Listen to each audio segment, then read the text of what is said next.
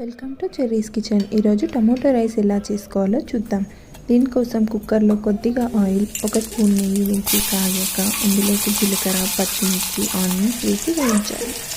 కొద్దిగా బిర్యానీ ఆకు, చెక్క కూడా వేసి ఇదంతా వేగాక అల్లం వెల్లుల్లి పేస్ట్ వేసి వేయించి 5-6 టమోటాలు, కొద్దిగా కొత్తిమీర, పసుపు, కొంచెం శనగలు, 1 టేబుల్ స్పూన్ అంత కారం, 1.5 స్పూన్ అంత ధనియాల పొడి కూడా వేసి బాగా కలుపుకోవాలి.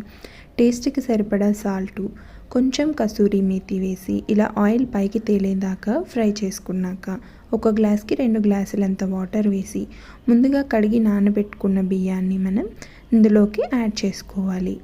ఇవి యాడ్ చేసుకున్నాక బాగా కలిపి కుక్కర్ మూత పెట్టి ఒక 2 విజిల్స్ మనం వచ్చేదాకా దీన్ని కుక్ చేసుకోవాలి.